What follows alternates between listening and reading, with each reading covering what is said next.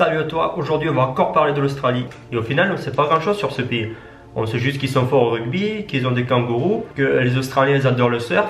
Mais après ça reste un peu le mystère. Du coup aujourd'hui je vais te donner 10 arguments que tu connaissais peut-être pas pour te montrer que l'Australie c'est un pays un peu nul quand même.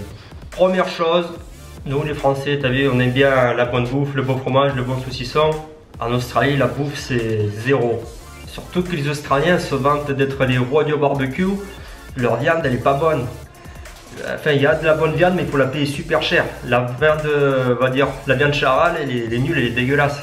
Les fruits, les légumes, pourtant ils sont produits en Australie, ils n'ont pas de goût et ils coûtent super cher aussi. Si tu veux manger au restaurant une pizza ou quoi, ça te coûte une blinde et c'est pas super bon non plus. Je sais pas, mais même le riz, leurs pâtes, même l'eau en bouteille, je l'ai trouvé pas bonne. Je sais pas, c'est pas bon, il n'y a rien de bon là-bas. Si tu veux manger du saucisson, du fromage, des produits européens, bien sûr, c'est surtaxé. Je veux dire, le fromage président il va te coûter 10 $. Et il est made in Australia, du coup il est pas bon.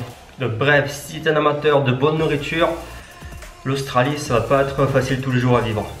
Alors deuxième raison que j'ai pas trop aimé, c'est le manque de culture et manque d'identité forte australienne. Si tu aimes bien te balader en France dans les vieux centres-villes avec les églises, les vieilles maisons, les vieux bâtiments, tout ça, en Australie tout ça n'existe pas bien sûr. Enfin si, ils ont des églises, des bâtiments vieux de 200 ans, mais voilà, c'est un pays tout récent et la seule histoire qu'il a c'est la colonisation. Et comme je dis dans une autre vidéo, voilà, quand tu arrives par exemple en Australie, tu arrives à Sydney, il n'y a pas ce sentiment d'être en Australie, tu vois, il n'y a rien qui te rappelle l'Australie.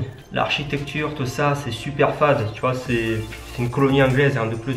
Et en plus, il y a énormément d'étrangers, que ce soit des Européens ou des Asiatiques.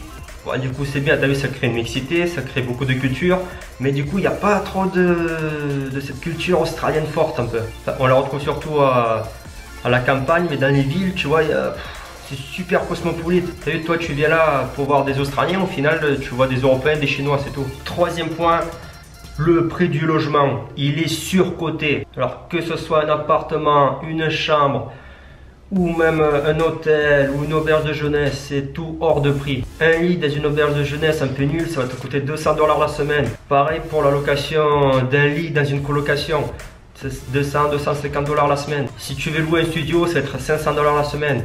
Un appartement, 800 $ la semaine. Comprends qu'il y ait ce genre de prix dans les villes comme New York ou Paris, mais franchement, Sydney, ça vaut pas du tout le coup pour payer aussi cher le logement. Ça, c'est n'importe quoi. Et surtout que les trois quarts du temps, il est pourri le logement, il est même pas beau. Il est pas neuf, il est pas rénové, c'est tout à l'ancienne. Tu te demandes pourquoi tu payes. Quatrième point, les amendes. Alors sur ça, les Australiens, ils ne rigolent pas. Quand ils te mettent une amende, c'est pas une amende de 39 €.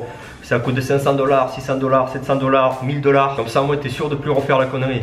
Tu conduis en vélo sans casque, c'est 250 $. Quand tu es piéton, tu traverses le feu rouge, pareil, 300 $.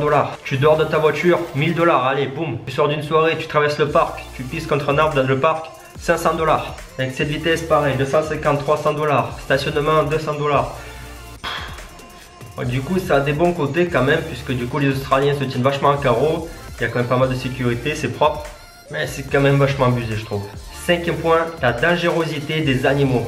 Bon, là, je vais rien t'apprendre. En Australie, tu as des crocodiles, tu as les requins, tu as les araignées, tu as les serpents. Et parfois, c'est super chiant. Voilà, quand tu es au nord de l'Australie, tu n'as pas le droit de te baigner parce qu'il y a des crocodiles et des méduses. Quand tu es à Sydney, il faut que tu fasses gaffe parce qu'il y a des requins. Quand tu es en ferme, c'est plein d'araignées, c'est plein de serpents. Tu sais jamais sur quoi tu vas tomber. Un jour en ferme, on devait ramasser le plastique. Du coup moi je tire le plastique comme ça, boum, je tombe nez à nez avec un brown snake. Un brown snake, s'il te mord, t'en as pour 45 minutes. 45 minutes plus tard tu meurs. Voilà, tu peux pas trop faire de rando un peu au hasard à gauche à droite. Faut aller dans les parcs spécialisés où ça peut plus ou moins protéger des serpents. Et en plus de ça, il y a des mouches. Il y a beaucoup de mouches en Australie. Tu sais, c'est pas les mouches qu'elles arrivent, tu fais ça, elles s'en vont. Non, non, non, elles collent, elles restent là, elles te rentrent dans la bouche, te rentrent dans les yeux, elles sont partout, il y en a des milliers, tu es obligé de porter un filet comme ça. C'est horrible, rien que d'y repenser, ça veut. Et aussi, j'ai jamais vu autant de cafards et de blattes. Les blattes, c'est les cafards gros comme ça qu'en Australie, putain, ils sont partout. Dès que la nuit tombe, ils sortent, il y en a dans la rue et tout. Donc il faut que tu saches que les humains font pas du tout la loi en Australie. Sixième point. Alors là, je parlais plus de Sydney que de l'Australie parce que je pense pas que dans les autres états c'est comme ça. Mais à Sydney, il n'y a quasiment pas de vie nocturne. Déjà, tous les bottle shops, c'est les magasins qui vendent l'alcool, il ferme à 10h. À 10h01, il ne va pas te servir parce que pareil, ils ont peur des amendes. Et ensuite, à partir d'1h30 du matin, tu n'as plus le droit de rentrer dans n'importe quel établissement qui vend de l'alcool. Et en général, à 3h du matin, tout est fermé déjà. Voilà, ça s'appelle le lockout. Voilà, ils contrôlent vachement tout ce qui est consommation d'alcool. Il y a même les bars, les boîtes de nuit qu'il y a, c'est pas ouf comparé à ce qu'on trouve en France. Donc voilà, si t'es un grand fêtard, on va dire Sydney, ce sera pas trop ta ville. Et là on arrive au 7e point qui est un peu lié au 6e, c'est le prix de l'alcool. Un pack de 6 bières, 16 $. Bouteille de Jack Daniels, 50 $. La vodka dégueulasse, t'as vu la plus pourrie qu'il y a, que toi en France tu l'as payé 5 €, 30 $. Là pareil, j'espère que t'es pas un gros fêtard, parce que déjà que tu vas pas trop pouvoir faire la fête à Sydney, et quand tu vas acheter tes bouteilles toi-même, tu vas payer une blinde. Et après, bon, moi je suis pas concerné, je fume pas. Mais si tu fumes un paquet de clopes, ça coûte aussi entre 20 et 30 $. Donc j'espère que tu n'as ni le vice de l'alcool, ni le vice de la cigarette. Parce qu'en Australie, tu vas vite te ruiner. 8e point, les transports en commun sont sous-développés, ils sont nuls. Là, au centre-ville, ça va, il y a les trains, il y a le tram, il y a les bus, tout ça. Mais dès que tu t'es loin, dès que tu vas un peu plus loin, c'est la merde. Il n'y a plus de train, il n'y a plus rien. Voilà, dès que tu es un peu paumé dans l'ouest de la ville là-bas, t'as un bus toutes les heures, en plus ils font des parcours bizarres. Si tu veux aller à la gare, faut que tu prennes 3 bus différents, ouais, c'est le bordel complet. Tu vois, la ville elle est pas bien quadrillée. Tu vois, à Paris le RER il va à peu près partout, partout tu vas trouver un RER, là-bas non. Là-bas tu vas dans ton coin paumé en train, et ensuite il faut que tu prennes un bus, après tu reprennes un bus, c'est le merdier. C'est pour ça que si tu travailles à intérimaire en construction et qu'il t'envoie un peu un coup à gauche, un coup à droite, vaut mieux avoir sa voiture, ça sera beaucoup plus simple. 9e point, ça m'a un petit peu choqué quand même, c'est le comportement des Australiens vis-à-vis des aborigènes. En fait, ils les détestent vraiment quoi. Les Australiens, c'est pas déjà méchants, ils sont plutôt gentils, même ils sont plutôt cool, ils sont assez ouverts.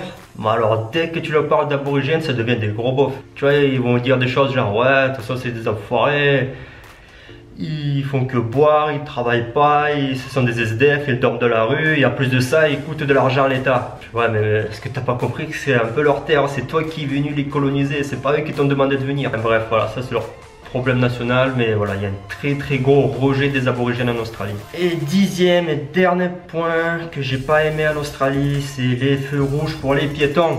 Et l'Australie, c'est pas du tout un pays pour les piétons, c'est un pays fait pour la voiture. Pour essayer d'éviter le bouchon maximum, la voiture est toujours prioritaire. Il n'y a pas de passage piéton, des fois tu n'as même pas de trottoir.